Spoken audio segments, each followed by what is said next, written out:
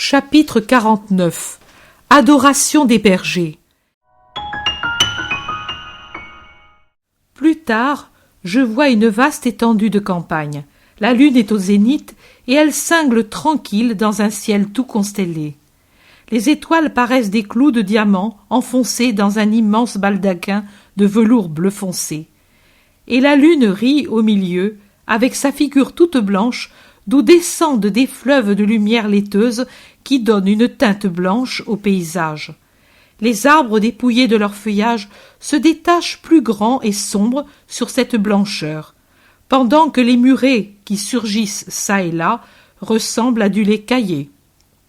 Une maisonnette dans le lointain semble être un bloc de marbre de Carrare. Sur ma droite, je vois un endroit enclos sur deux côtés par une haie de ronces et sur les deux autres par un mur bas et grossier. Ce mur soutient le toit d'une sorte de hangar qui, à l'intérieur de l'enceinte, est construit partie en maçonnerie, partie en bois, en sorte qu'en été, on doit enlever la partie faite en bois et le hangar se change en portique. De là sort de temps en temps un bêlement intermittent et bref. Ce doit être des brebis qui rêvent ou qui croient l'aube proche à cause du clair de lune. C'est une clarté excessive, même tant elle est intense, et qui s'accroît comme si l'astre s'approchait de la terre ou étincelait par suite d'un mystérieux incendie. Un berger s'avance sur le seuil. Il lève le bras à hauteur du front pour ménager ses yeux et regarde en l'air. Il semble impossible qu'on doive s'abriter de la clarté de la lune, mais elle est si vive qu'elle éblouit en particulier celui qui sort d'un enclos d'ordinaire ténébreux. Tout est calme, mais cette clarté est étonnante. Le berger appelle ses compagnons. Ils s'amènent tous à la porte. Un tas d'hommes hirsutes de tous âges. Il y a des adolescents et d'autres qui déjà blanchissent. Ils commentent le fait étrange et les plus jeunes ont peur, spécialement un garçon d'une douzaine d'années qui se met à pleurer, s'attirant les moqueries des plus vieux. « De quoi as-tu peur, sot que tu es ?» lui dit le plus vieux. « Tu ne vois pas que l'air est tranquille? Tu n'as jamais vu un clair de lune? Es-tu toujours resté sous la robe de la maman comme un poussin sous la poule couveuse? Mais tu en verras des choses. Une fois j'étais allé vers les monts du Liban, plus loin encore. Je montais. J'étais jeune et la marche ne me fatiguait pas. J'étais riche aussi à cette époque. Une nuit, je vis une lumière telle que je pensais qu'Élie allait revenir avec son char de feu. Le ciel était tout embrasé. Un vieux, le vieux c'était lui, me dit « Un grand événement va bientôt se produire dans le monde. Et pour nous, ce fut un événement, l'arrivée des soldats de Rome. Oh, tu en verras si tu vis. » Mais le pastoureau ne l'écoute plus. Il semble n'avoir plus peur. En effet, il quitte le seuil et s'esquive de derrière les épaules d'un berger musclé, derrière lequel il s'était réfugié, et sort dans le parc qui se trouve devant le hangar. Il regarde en l'air et marche comme un somnambule ou comme s'il était hypnotisé par quelque chose qui le captive totalement. À un moment, il crie « Oh !» et reste comme pétrifié, les bras légèrement ouverts. Les autres se regardent étonnés. « Mais qu'a donc ce sot ?» dit quelqu'un. « Demain je le ramène à sa mère. Je ne veux pas d'un fou pour garder les brebis, dit un autre. Et le vieux qui a parlé précédemment dit alors « Allons voir avant de juger. Appelez aussi les autres qui dorment et prenez des bâtons. Il y a peut-être une mauvaise bête ou des malandrins. » Ils rentrent, ils appellent les autres bergers et sortent avec des torches et des matraques. Ils rejoignent l'enfant. « Là, là, murmure-t-il en souriant, au-dessus de l'arbre, regardez cette lumière qui arrive. On dirait qu'elle s'avance sur un rayon de lune. La voilà qui approche. Comme elle est belle. Moi, je ne vois qu'une clarté un peu vive. Moi aussi, disent les autres. Non, je vois quelque chose qui ressemble à un corps, dit un autre, en qui je reconnais le berger qui a donné le lait à Marie. C'est un ange, crie l'enfant. Le voilà qui descend et s'approche. Par terre, à genoux devant l'ange de Dieu. Un haut prolongé et respectueux s'élève du groupe des bergers qui tombent le visage contre terre et paraissent d'autant plus frappés par l'apparition qu'ils sont plus âgés. Les plus jeunes sont à genoux et regardent l'ange qui s'approche toujours plus et s'arrête en l'air, déployant ses grandes ailes, blancheur de perles dans la blancheur lunaire qui l'enveloppe au-dessus du mur d'enceinte. Ne craignez pas, je ne vous porte pas malheur, je vous apporte la nouvelle d'une grande joie pour le peuple d'Israël et pour tous les peuples de la terre. La voix angélique, c'est une harpe harmonieuse qui accompagne des voix de rossignol. Aujourd'hui, dans la cité de David, est né le Sauveur. À ces mots, l'ange ouvre plus grandes ses ailes et les agite comme par un tressaillement de joie. Une pluie d'étincelles d'or et de pierres précieuses paraît s'en échapper. Un véritable arc-en-ciel qui dessine un arc de triomphe au-dessus du pauvre parc. Le Sauveur qui est le Christ. L'ange brille d'une lumière plus éclatante. Ses deux ailes, maintenant arrêtées et tendues vers le ciel, semblent deux voiles immobiles sur le saphir de la mer, semblent deux flammes qui montent ardentes. Christ, le Seigneur. L'ange replie ses ailes de lumière et s'en couvre comme d'un survêtement de diamants sur un habit de perles. Il s'incline comme pour adorer, avec les bras serrés sur le cœur et le visage qui disparaît, incliné comme il est sur la poitrine, dans l'ombre du haut des ailes repliées. On ne voit plus qu'une forme allongée et lumineuse, immobile pendant la durée d'un gloria. Mais voici qu'il bouge, il rouvre les ailes et lève son visage où la lumière s'épanouit en un sourire paradisiaque, et il dit: vous le reconnaîtrez à ces signes. Dans une pauvre étable, derrière Bethléem, vous trouverez un bébé enveloppé dans des langes, couché dans une mangeoire d'animaux, parce que, pour le Messie, il n'y a pas eu de toit dans la cité de David. En disant cela, l'ange devient grave, même triste.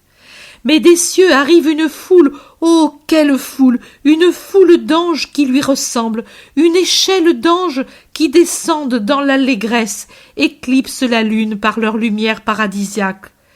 Ils se rassemblent autour de l'ange annonciateur, en agitant leurs ailes, en répandant des parfums, en une harmonie musicale où toutes les voix les plus belles de la création se retrouvent, mais portées à la perfection de leur sonorité.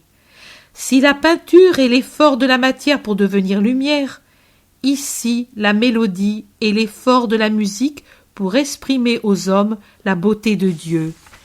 Et entendre cette mélodie, c'est connaître le paradis, où tout est harmonie de l'amour qui de Dieu se donne, se répandant pour réjouir les bienheureux et retourner de ceux-ci à Dieu et lui dire « Nous t'aimons ». Le gloria angélique se répand en ondes de plus en plus étendues sur la campagne tranquille, ainsi que la lumière. Les oiseaux unissent leurs chants pour saluer cette lumière précoce et les brebis leur bêlement pour ce soleil anticipé. Mais moi, comme déjà dans la grotte pour le bœuf et l'âne, j'aime croire que ce sont les animaux qui saluent leur créateur, venus au milieu d'eux pour les aimer comme l'homme et en plus que comme Dieu. Le chant décroît et la lumière aussi, pendant que les anges remontent aux cieux. Les bergers reviennent à eux-mêmes. « As-tu entendu ? Allons-nous voir ? Et les animaux ? Oh, il ne leur arrivera rien. Allons pour obéir à la parole de Dieu. Mais où aller ? N'a-t-il pas dit qu'il était né aujourd'hui et qu'il n'avait pas trouvé de logement à Bethléem ? Et le berger qui a donné le lait, c'est lui qui parle maintenant. Venez, je sais, j'ai vu la femme et elle m'a fait de la peine. Je lui ai indiqué un endroit pour elle, parce que je pensais bien qu'elle ne trouverait pas de logement, et à l'homme je lui ai donné du lait pour elle. Elle est si jeune et si belle, elle doit être bonne comme l'ange qui nous a parlé. Venez, venez, allons prendre du lait, des fromages, des agneaux et des potanés de brebis. Ils doivent être très pauvres, et qui sait quel froid pour celui que je n'ose nommer. Et pensez que j'ai parlé à la mère comme à une pauvre épouse. Ils vont au hangar et en sortent peu après, portant qui des récipients de lait, qui des fromages ronds enveloppés dans des filets de sparterie, qui des paniers avec un agneau bêlant, qui des peaux de brebis à prêter. Moi, je porte une brebis qui a eu un agneau il y a 1 mois. Son lait est excellent. Il pourra leur être utile si la femme en manque. Elle me semblait une bambine et si pâle, un teint de jasmin au clair de lune, dit le berger du lait, et il les conduit. Ils s'en vont, éclairés par la lune et des torches, après avoir fermé le hangar et l'enceinte. Ils vont par les sentiers champêtres, à travers des haies de ronces dépouillées par l'hiver. Ils font le tour de Bethléem et arrivent à l'étable, non par le chemin qu'avait suivi Marie, mais en sens contraire. Ainsi, ils ne passent pas devant les grottes mieux aménagées, mais trouvent immédiatement le refuge qu'ils cherchent. Ils s'approchent au trou. « Entre !»« Moi, je n'ose pas. »« Entre, toi !»« Non. Regarde au moins. »« Toi, Lévi, qui as vu l'ange le premier, cela veut dire que tu es plus bon que nous. Regarde !» Vraiment, il l'avait d'abord traité de fou. Mais maintenant, il leur est utile que le gamin ose ce qu'eux n'osent pas. L'enfant hésite, mais se décide ensuite. Il s'approche du refuge, écarte un peu le manteau et s'arrête en extase. « Que vois-tu » lui demande-t-il anxieux à voix basse. « Je vois une femme toute jeune et belle et un homme penché sur une mangeoire et j'entends un bébé qui pleure. » Et la femme lui dit d'une voix. Oh, quelle voix! Que dit-elle?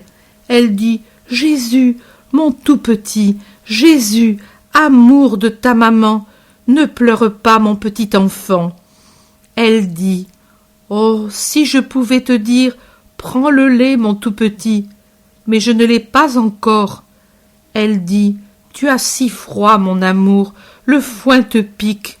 Quelle douleur pour ta maman de t'entendre pleurer ainsi, sans pouvoir te soulager. » Elle dit « Dors, ma petite âme, mon cœur se fend de t'entendre et de voir tes larmes. » Elle le baise et réchauffe ses petits pieds avec ses mains.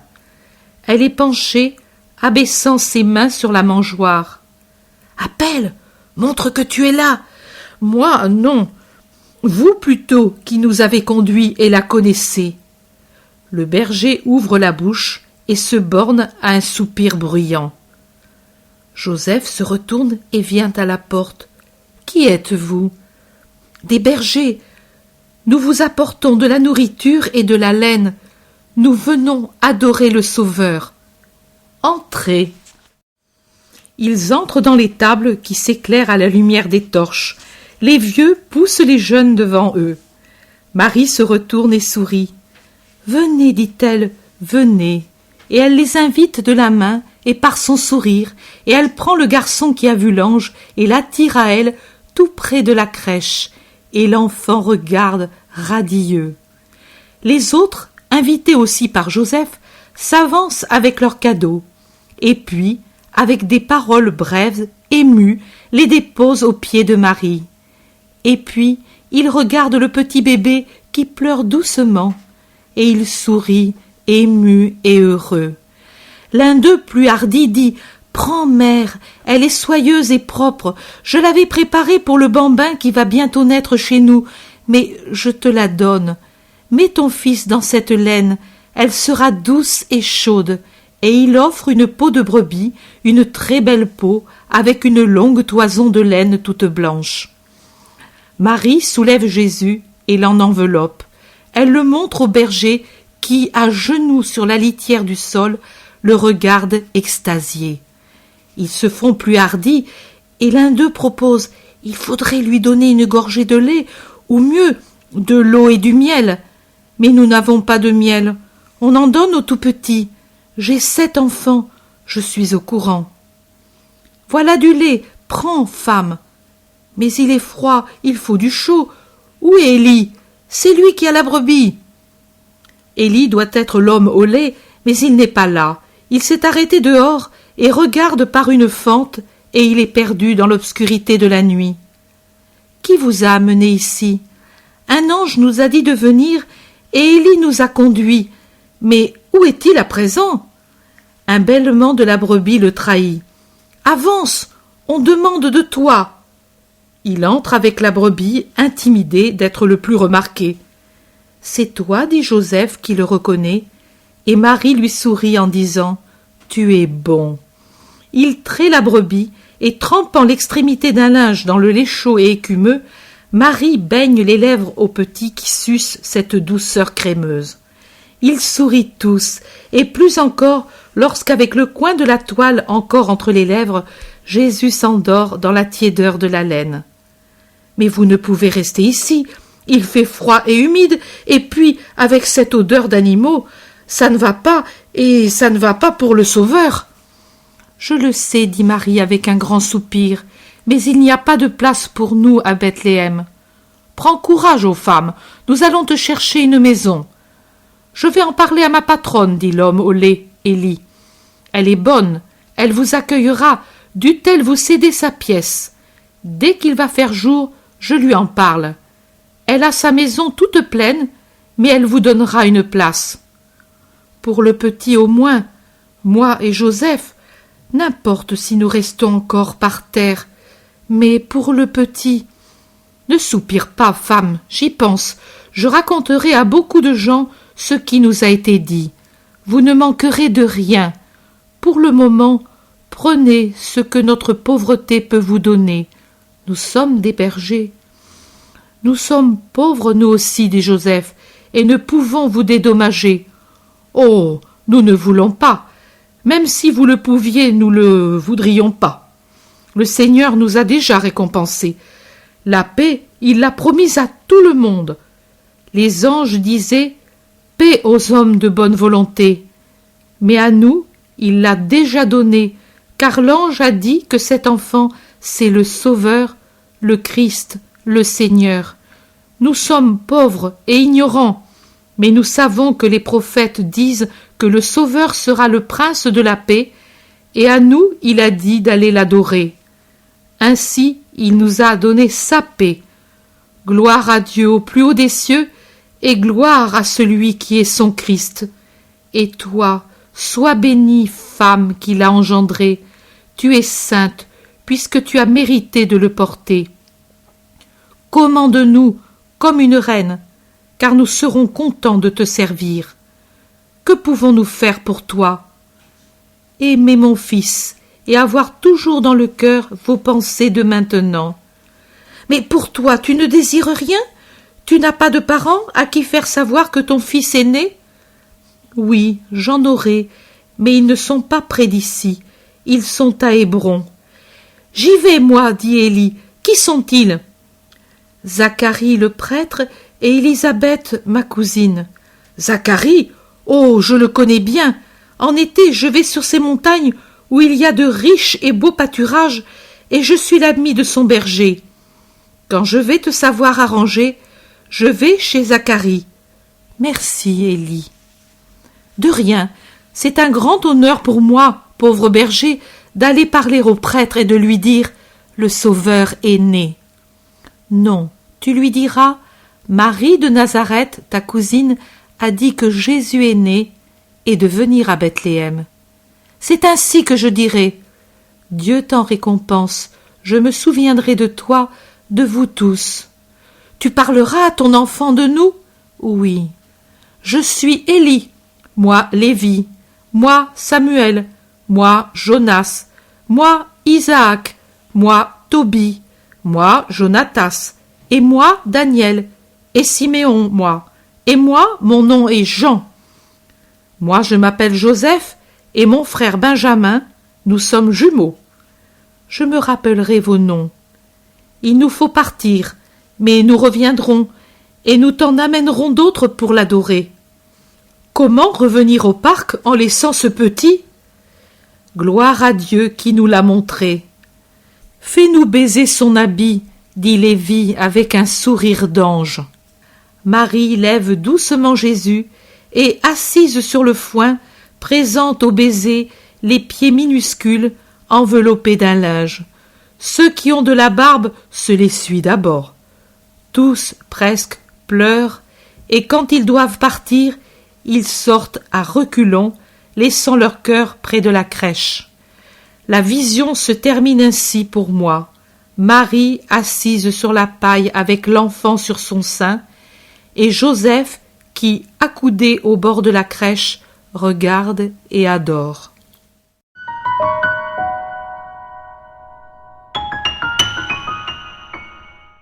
L'intérêt pour les écrits de Maria Valtorta ne cesse de grandir.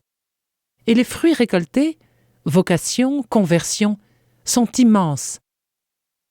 Visionnaire de la vie du Christ, de la conception de Marie jusqu'au début de l'Église, sa description des personnages, de leur psychologie, la précision des lieux où ils évoluent, des coutumes et mœurs de l'époque, est proprement sidérante et à ce jour inégalée.